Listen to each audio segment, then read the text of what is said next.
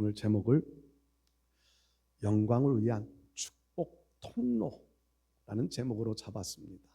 축복 통로. 이 축복의 통로라는 말은 나로 인하여서 나도 복을 받지만 나로 인하여서 다른 사람들에게 복을 끼칠 수 있는 사람, 이게 축복의 통로입니다. 야곱이 자기 삼촌 라반의 집에 가서 사는 동안 야곱 때문에 라반의 집이 부요하게 됩니다. 라반이 양을 치는데 그 양을 야곱이 맡아서 대신 쳐주는 동안에 많은 양으로 불어나게 되거든요. 성경에 보면 야곱 때문에 라반의 집이 복을 받았다고 기록을 해놓고 있습니다. 이런 것이 축복의 통로지요. 요셉이 보디발의 집에 종으로 팔려갑니다. 종으로서 보디발의 집에 갑니다. 그런데 요셉 때문에 보디발의 집이 복을 받았다고 기록해 놓고 있습니다. 주인인 보디발이 요셉이 하는 일들을 보니까 너무 일을 잘해요. 그래서 자기 집이 더 잘 되어지는 것을 봅니다. 그렇게 성경은 기록해 놓고 있거든요. 요셉 때문에 보디발 자기의 집이 잘 되고 있다라고 하는 것을 봅니다. 그런데 누명을 쓰고 감옥으로 갑니다. 감옥에 갔더니 감옥에는 죄수들이 모여 있는 곳이니까 얼마나 포악하고 무질서하고 얼마나 혼란스러운 곳인지 우리는 짐작해 볼 수 있지요. 그런데 요셉 때문에 보디발의 이 감옥 안이 정리가 잘 되어지는 거지요. 요셉 때문에 감옥 안이 잠잠해집니다. 요셉을, 나이도 어린 요셉인데 그 요셉을 그 감옥의 간수장과 같은 역할을 감당하는 지위로 올려놓았던 내용들을 성경에서 볼 수 있지요. 요셉 때문에 보디발의 집이 복을 받았다. 이게 축복의 통로입니다. 하나님은 아브라함을 통하여 또 이삭, 야곱, 요셉 이런 사람들을 통하여 하셨던 말씀들이 너로 인하여 만민이 복을 받을 것이다. 너로 인하여 복받는 사람들이 많을 것이다. 너를 저주하는 자에게는 내가 저주하고 너에게 복을 빌어주는 자에게는 내가 그들에게 복을 줄 것이다. 축복의 통로는 이렇게 살아가는 사람들입니다. 나 때문에 복을 받는 사람들이 많아질 수 있는 것이 복입니다. 그런데 반대로요, 우리가 살아가면서 나 때문에 고통당하는 사람들이 많아지면 저주예요. 나 때문에 어려움 당하는 사람들이 많아지는 것은요, 저주예요. 나 때문에 고민 속에 빠져들어가는 사람이 많아지는 것은요, 복된 삶이라 말할 수 없을 겁니다. 그런 사람들이 살아가는 모습들을 보면 내 이익을 위하여 다른 사람들을 희생시키며 살아갑니다. 속된 표현으로 네 것도 내 거, 내 것도 내 거, 이런 마음 가지고 살아가는 사람들, 이런 사람들은 축복의 통로가 절대로 되어질 수 없고 하나님이 그 마음을 아시기에 복을 주시지도 않습니다. 성경에 아브라함이 그렇게 살았나요? 이삭이 그렇게 살았나요? 요셉이 그렇게 살았나요? 야곱이 그렇게 살았나요?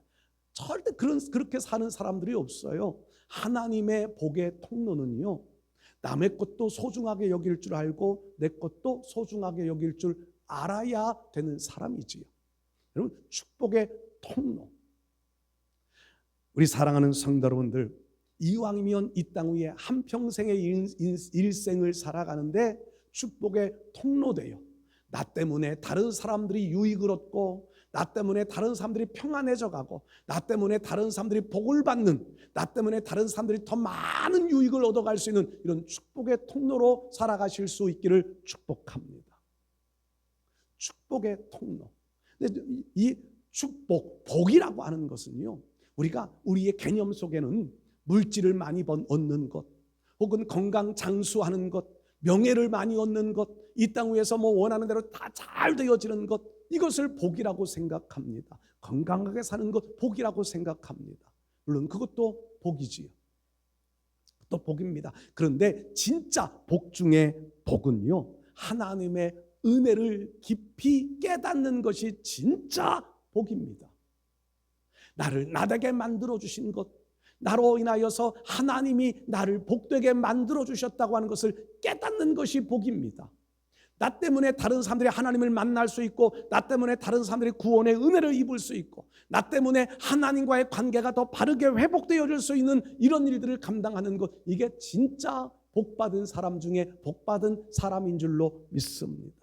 하나님의 은혜를 바로 아는 것. 그래서 이 하나님의 은혜를 바로 알고 하나님의 영광을 위하여서 살아갈 수 있는 사람이 정말 축복의 통로인 줄 믿습니다. 우리 기독교 역사에 아주 유명한 사람이 하나 있어요. 김익두라고 하는 목사님이 있습니다.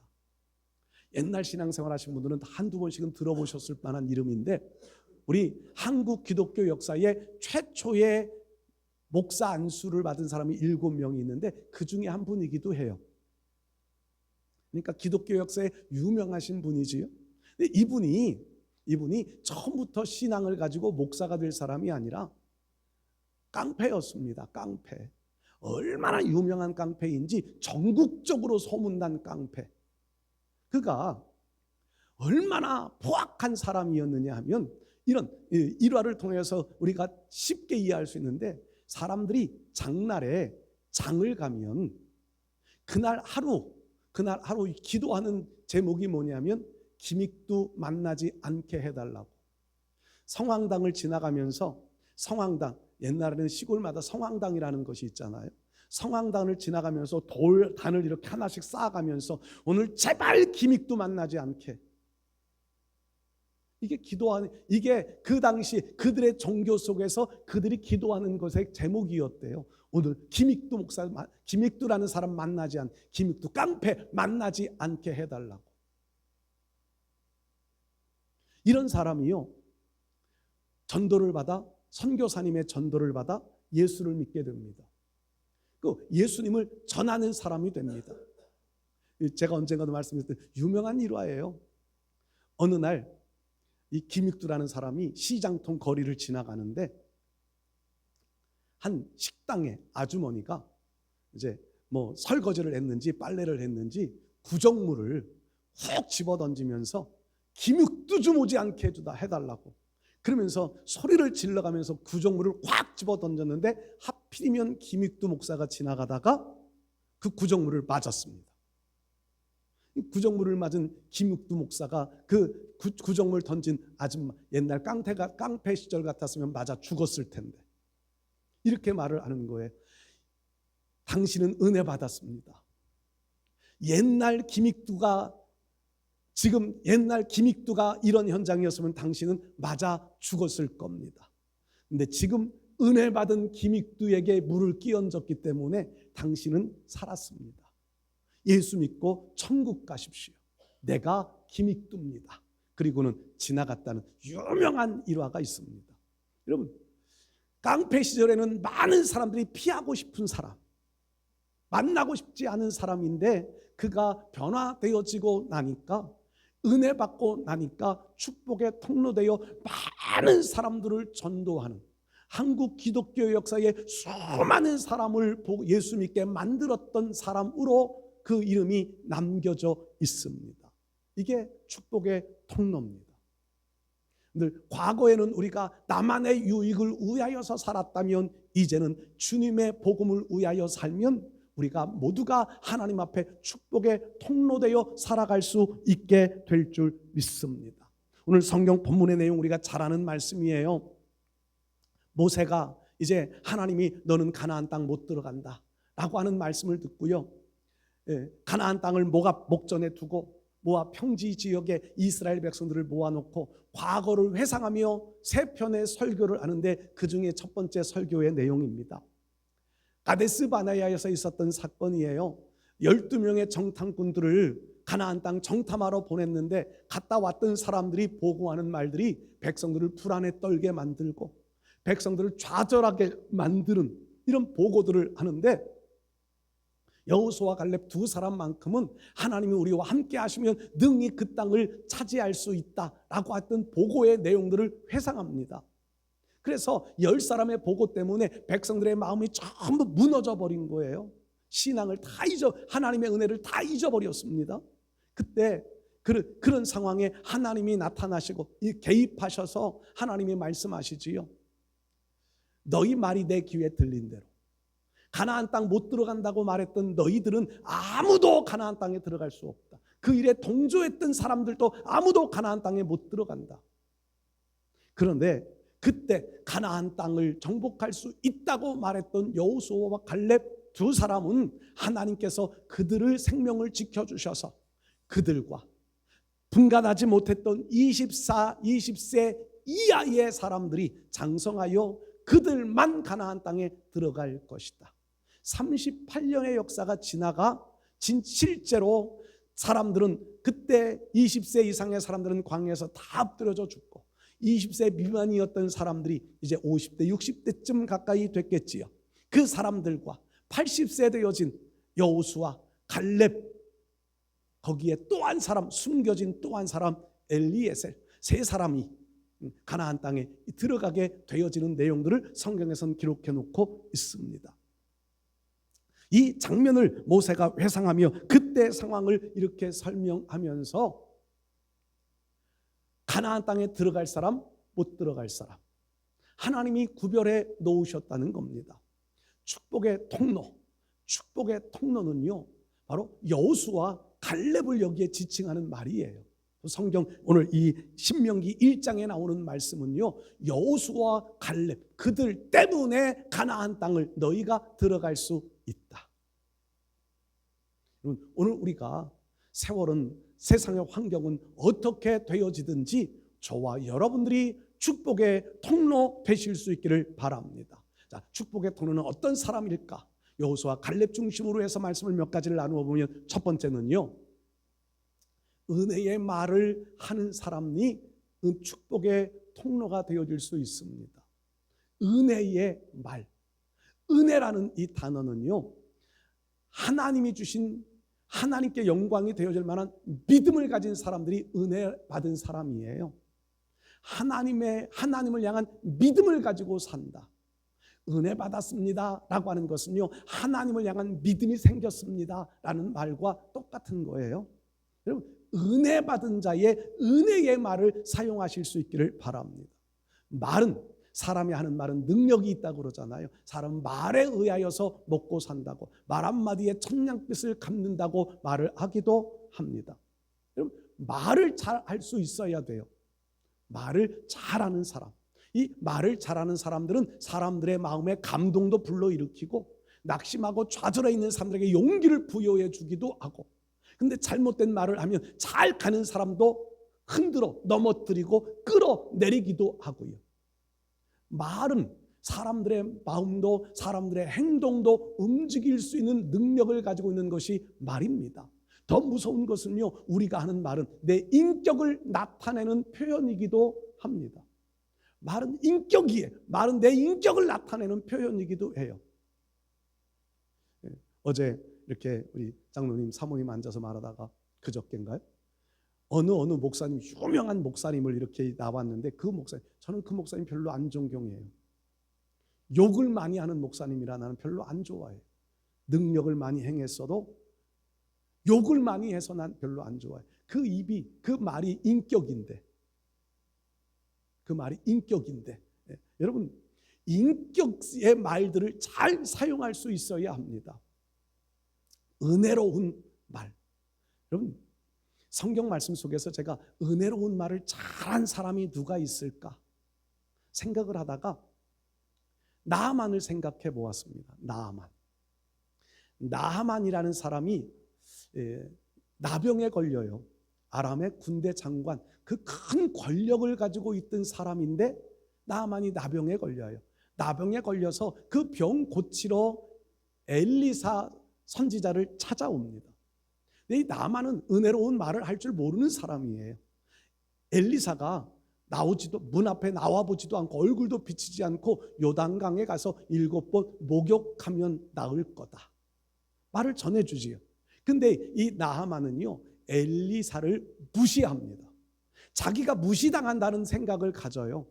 그러면서 엘리사가 한 말에 대해 화를 냅니다. 나하만이 은혜로운 말을 하는 게 아니라 나하만 주변에 있는 사람들이에요.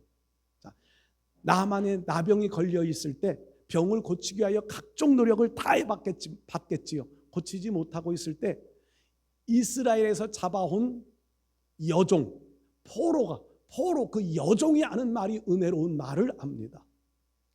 우리 고향에 엘리사 선생님이 계신데 우리 주인이 엘리사 선생님에게 가면 병을 고칠 수 있을 것 같습니다. 이 말 한마디가요, 나하만을 살리는 말이 되어지잖아요. 이 말이 얼마나 은혜로운 말이에요. 종으로 끌려갔지만, 종이지만 그 종은 나하만을 살리는 말을 해준 겁니다. 이게 은혜로운 말이지요. 또 나하만의 옆에 있었던 종, 나하만이 화가 나서 엘리사를 향하여서 화가 나 있을 때 옆에 있던 종의 말 한마디, 뭐라고 불렀을까요? 나하만이여라고 불렀을까요? 주군이여 불렀을까요? 어쨌든 나하만을 향하여서 이렇게 말해요. 엘리사가 요단강에 가서 7번 목욕하라고 했는데 만일에 그보다 더 어려운 일, 그보다 더 힘든 일, 그런 일을 시켰어도 병이 나을 수만 있다면 하지 않았겠습니까? 그런데 요단강에 가서 7번 목욕하라는 것이 어렵습니까? 한번 가서 해보시지요. 그래서 말에서 내려 요단강에 가서 7번 목욕을 했더니 7번째 목욕하고 나왔을 때에 어린 아이의 살같이 깨끗하게 치유되어졌다고 성경은 말씀하잖아요. 그 종의 말, 화가 나서 그냥 돌아가. 우리 고향에 가면 더 좋은 강들, 더 깨끗한 강들이 있는데 그 강에 가서 씻으면 되지. 왜 하필이면 요단강이냐. 화가 나서 돌아가려 하는 나하만에게 한번 해보시고 가시지요. 이게 은혜로운 말이라는 겁니다. 이게 사람을 살릴 수 있는 말, 사람에게 사람을 치유할 수 있는 말, 하나님의 뜻에 순종할 수 있게 해주는 말. 그럼 오늘 저와 여러분들이 이런 은혜로운 말들을 잘 사용하실 수 있기를 바랍니다. 말은 우리가 어떻게 표현하느냐, 내 속에 있는 감정을 어떻게 표현하느냐에 따라서 사람들을요, 화난 감정을 누그러뜨릴 수도 있고 평범한 감정에 돌 던져 물결을, 풍랑을 일으킬 수도 있는 것이 우리의 말이잖아요. 이 말을 사람들에게 유익되고 덕이 되고 복이 되어줄 수 있는 이런 은혜로운 말을 잘 사용할 수 있는 우리 모두 되셔서 축복의 통로로 쓰임받을 수 있기를 바랍니다. 하나님이 여기에 이 은혜로운 말의 대상은 여호수아와 갈렙이잖아요. 은혜로운 말. 하나님이 우리와 함께 하시면 우리가 능히 가나안 땅을 정복할 수 있다. 하나님이 보실 때는 이게 가장 은혜로운 말이었습니다. 가장 은혜로운 말. 현실 보면서 그 땅에 장대한 민족이 있고 성읍은 견고하고 그 땅에 과일들을 가지고 하면서 그 땅은 이렇게 기름지고 이렇게 농산물 많고 풍요로운 땅이지만 그 땅에는 우리가 우리는 메뚜기와 같을 뿐이다. 이 말은 상황적으로는 맞는 말인 것 같은데 하나님에게는 저주받은 말이 되고 마는 거예요. 여러분, 상황에 따른 말이 아니라 은혜로운 말을 사용해야 합니다. 은혜로운 말, 믿음의 말, 사람들의 마음속에 용기를 줄 수 있는, 믿음을 복돋을 수 있는 말, 이게 축복의 통로가 되는 사람들의 언어입니다. 오늘 우리가 언어를 잘 사용하실 수 있기를 바랍니다. 두 번째로요, 온전히 순종하는 사람이 축복의 통로가 되어줄 수 있습니다. 갈렙이 여호수아 말씀에 14장에 땅을 분배할 때 헤브론이라고 하는 지역을 분배하지 못했어요. 왜냐하면 워낙 강한 성이에요. 정복하기 어렵다 판단하고 땅 분배할 때 헤브론이라고 하는 지역을 빼놓았어요. 그런데 갈렙이 나서서 그렇게 표현하잖아요. 그 땅을 내게 주십시오. 내가 정복하겠습니다. 내가 45세의 나이에 하나님께 부름을 받아서 가나안 땅을 정탐했을 때 그때부터 지금까지 나는 온전히 하나님만 따랐습니다. 온전한 순종을 하며 살았습니다. 그 땅 내게 주십시오. 하나님이 그 땅을 내게 정복할 수 있게 하실 겁니다. 난 온전히 순종했습니다. 그 고백, 여러분, 오늘 우리가 온전한 순종자가 되어질 때에 하나님 앞에 축복의 통로가 되어질 수 있습니다. 온전하다라는 말이요, 여러분 식당에 가서 식사를 하려고 음식을 시킵니다. 음식이 나와요. 근데 이 음식 안에 머리카락 하나 들어 있습니다. 그 음식을 드시겠습니까? 안 드시겠습니까? 성격마다 좀 달라요. 그냥 빼놓고 드시는 분도 있지만 주인을 불러 머리카락이 나왔다고 따져요. 자, 그 음식의 양에 비해서 머리카락 하나의 양은 얼마나 되나요? 아주 적은 분량이지요. 아주 적은 분량. 그런데 머리카락 때문에 음식을 안 먹어요. 바꾸거나 화를 내거나. 아니, 머리카락 말고 파리 한 마리 들어갔다 생각해 보세요. 그럼 그 음식 먹으십니까? 안 먹으십니까? 대부분의 사람들은 그 음식 안 먹을 겁니다. 왜요? 파리 한 마리의 양은 음식 양에 비해서 너무 적은 분량인데 온전한 음식이 되어지지 못했다는 거예요. 온전한 순종이라고 하는 것이 이런 의미가 있습니다.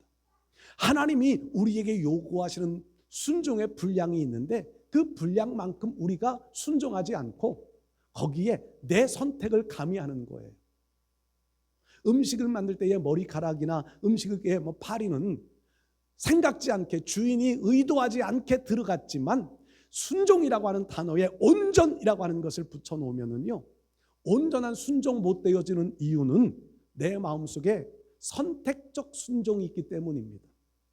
선택적 순종. 그러니까 내가 이것은 합당해, 할만해, 할 수 있어, 해야만 해 라고 하는 것은 우리가 순종으로 받아들이는데 우리의 상황을 따져봤을 때 이것은 불합리해, 이것은 내가 하기 어려워, 이것은 내가 하면 손해봐, 이런 생각이 들 때는 온전한 순종이 안 되잖아요. 아브라함에게 내 독자 이삭을 제물로 드려. 아브라함이 그 말씀을 받았을 때 합당한 합리적인 혹은 이익과 아니면 어떤 조건적인 이런 상황을 따졌을 때 온전한 헌신이 가능했을까요? 불가능입니다. 할 수 없습니다. 선택적 순종을 했다고 하면 못할 거예요. 그런데 아브라함은 온전한 순종을 하는 겁니다. 내 생각과 내 계획, 내가 생각해 볼 때 논리적으로 봤을 때 윤리적으로 봤을 때 맞지 않아도 하나님이 하신 말씀이기에, 하나님이 요구하시는 일이기에 그 말씀에 순종으로 따라가는 겁니다. 여러분, 불순종은 하나님과 우리 사이를 거리를 점점 더 멀어지게 만듭니다. 불순종은 하나님과 나와 거리가 멀어집니다. 순종은 순종할수록 하나님과 나와의 관계는 가까워집니다.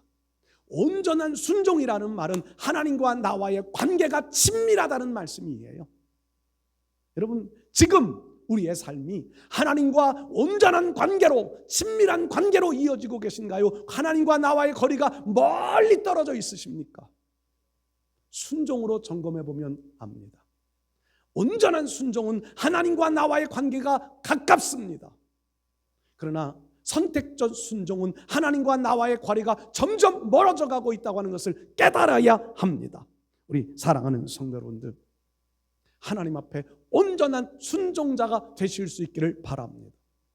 이스라엘 백성들 출애굽을 시킵니다. 백성들이 원해서가 아니라 하나님의 능력으로, 전적인 하나님의 은혜로 출애굽을 시킵니다. 그 출애굽을 시킨 것은 하나님이 이스라엘 백성들과 더 가까워지기를 원하셨기 때문이었습니다. 더 가까운 관계. 백성들이 하나님 앞에 제사드리고 예배드리고 하나님은 그 예배를 받으시고 그 백성들을 위하여 기적을 베푸는 이런 관계, 더 가까운 관계를 원하셨습니다. 근데 백성들은요, 이스라엘 백성, 그 하나님의 뜻에 맞지 않게 온전한 순종을 하지 못합니다. 원망하고 불평하고, 그냥 그 정도가 아니라 인도할 대신한 신 송아지도 만들어 놓기도 하고, 얼마나 하나님 보시기에 가슴이 아팠을까요? 온전한 순종을 못합니다. 하나님과의 관계가 멀어지는 거예요. 그러니까 하나님은 모세에게 하시는 말씀이 내가 이 백성들을 다 진멸해버리고 너를 통하여 다시 시작하겠다. 아니면 하나님께 너희들 가나안으로 가라, 나는 가지 않겠다. 이런 불행이 어디 있습니까? 온전한 순종을 하지 않으니까 하나님은 백성들을 버리겠다는 거예요. 여러분들, 오늘 우리가 하나님께 버림받지 않으려면 온전한 순종자가 되어 살아가실 수 있기를 바랍니다. 하나님과 가까운, 하나님과 친밀한 관계를 잘 지키며 살아가는 사람, 여호수아와 갈렙이 그런 사람이었기에 그들은 가나안 땅에 들어갔고 그들 때문에 20세 이상의 사람들도 가나안 땅에 들어갈 수 있는 은혜를 얻었습니다. 그래서 여호수아와 갈렙, 그들은 축복의 통로의 사람들이었습니다. 세 번째로요, 깨끗하고 순수한 사람, 깨끗하고 순수한 사람이 축복의 통로가 되어질 수 있습니다. 깨끗하다고 하는 것은 오염되어지지 않았다는 말이지요. 순수하다는 말과 비슷합니다. 인터넷을 검색하다가요, 순수함과 순진함의 차이라는 글을 보게 됐습니다. 순수함과 순진함의 차이, 비슷한 것 같지요. 순수, 순진. 그 글을 보고 찾아서 이제 들어가서 그 글을 자세하게 좀 읽어봤습니다. 그랬더니 차이가 크더라고요.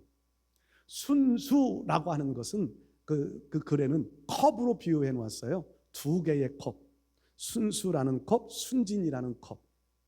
그 순수라는 컵은 물이 가득 차 있는 컵이고 순진이라는 컵은 비어 있는 컵이래요. 의구심이 생겨요. 그래서 글을 더 자세하게 이제 읽었어요. 계속 읽었어요. 그랬더니 순수라고 하는 것은요, 물이 가득 찬 컵은 물 때문에 다른 것이 들어갈 공간이 없다는 겁니다. 물보다는 그냥 얼음이 더 나을 것 같은 생각이 들더라고요. 물은 뭐가 잘 섞이니까. 물로 표현이 되어 있는데 순수라고 하는 것은요, 가득 차 있어서 뭔가 들어갈 틈이 없는 것. 순진이라는 말은요, 순진, 그냥 아무것도 모르는 깨끗함과 같은 모습인 것 같은데 그 표현을 다른 모습으로 말하면 어리석음, 더 나쁜 표현으로 말하면 바보. 이게 순진이래요. 컵이 비어져 있으니까 여기에 뭐가 들어와도 계속 들어간다는 거지요. 채워질 때까지. 오물들이 들어가도 채워지고 좋은 것이 들어가도 채워지고 뒤섞여지는 거예요. 근데 이 순진이라고 하는 것은요, 그냥 있는 대로 받아들여.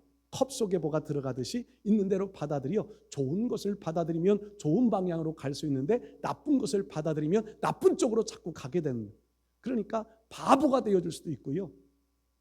이게 순진이라는 단어래요. 저는 순진한 사람 되지 말고 순수한 사람 되어야 한다는 생각을 가져보았습니다. 여러분들은 순수한 사람이 되실 수 있기를 축복합니다. 순수한 신앙, 이 깨끗하고 순수한 신앙은요, 우리의 믿음의 그릇 속에 하나님의 말씀이 가득 차 있어서 세상에 악한 것들이 마음에 침범해 들어오지 못하는 상황, 이게 순수한 상황이라는 믿음이라는 거예요. 순진한 믿음은요, 깨끗해 보이기는 하는데, 착해 보이기는 하는데 세상의 물결이, 악한 물결이 가슴속에 찾아오면, 마음속에 그대로 다 받아들여. 순진은요, 더 나쁜 사람이 될 수도 있는 거예요. 순수한 신앙은 말씀으로 채워져 있는, 하나님의 은혜로 가득 채워져 있는 신앙, 이런 신앙이 깨끗하고 순수한 신앙인데, 여호수아와 갈렙이 그런 거예요. 여호수아 갈렙 속에는 하나님의 은혜가 가득 차 있어서 가나안을 정탐했지만 정탐한 지역의 강대한 민족들, 견고한 성읍들이 마음속에 차지할 수가 없는 거예요. 말씀이 채워져 있으니까. 오늘 우리가 이런 순수함, 하나님의 은혜로 마음속에 가득 채워져 있어서 세상의 악한 역사들이 우리의 마음을 차지하지 못하도록 가득 찬 믿음 가지고 있는 사람, 이게 오늘 우리 시대의 축복의 통로가 되는 줄로 믿습니다. 금의 가치를 따질 때 14K냐 24K냐, 또 하나 보고 무슨 K?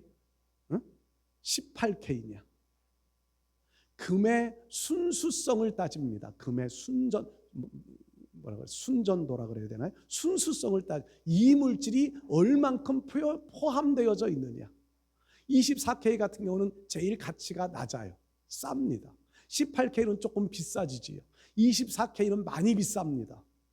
요즘 금값이 비싼 시대에 24K 조금만 24K 금을요 한 10돈만 가지고 있어도 든든할 것 같아요. 몇백만 원 되잖아요. 한 10돈만 가지고 있어도 몇백만 원 가지고 있는 거잖아요. 여러분, 금이라고 하는 것은 순수성의 순전도에 따라서 가치가 달라지는데 믿음도 그렇습니다. 믿음도 우리의 믿음에 얼마나 불순물이 채워져 있느냐. 아까 온전한 순종도 제가 그런 말씀을 드렸는데 얼마나 우리의 믿음의 순수도가 깊으냐, 얼마나 크냐. 하나님은 여기에 따라 복의 그릇을 다르게 만들어 주실 줄로 생각합니다. 순수한 믿음을 가진 사람일수록 하나님은 축복의 통로로 더 크게 더 넓게 사용하실 줄로 믿습니다. 순수한 믿음을 지키며 살아가실 수 있기를 바랍니다. 이 순수한 믿음, 성경적으로 이것을 좀 접근해 보면은요, 순수한 믿음은 하나님을 믿는 믿음과 그 믿음을 가진 책임의식이라고 생각을 합니다. 하나님을 향한 책임의식, 나에게 맡겨진 내가 해야 할 일들에 대한 책임의식. 여호수아와 갈렙은요 가나안 땅을 정복하고 그 땅을 백성들에게 분배해 줘야 될 강력한 책임의식을 가지고 있어요. 순수한 믿음을 가지고 있는 거지요. 그래서 자기들이 힘들고 어려워도 갈렙이 왜 85세의 나이에 뭐하러 헤브론 내가 정복하겠습니다 하겠어요? 땅 더 많이 차지하려고요? 욕심 때문에요? 아닙니다. 절대로 그게 아니라 하나님의 언약을 이루기 위하여서였습니다. 하나님 앞에 받은 사명을 감당하기 위해서였습니다. 책임의식 때문입니다. 오늘 우리가 깨끗하고 순수한 신앙이 되어주셔서 축복의 통로되어 나도 복을 받고 나로 인하여 복받는 사람들이 많아지는 삶을 살아가실 수 있기를 주의 이름으로 축복합니다.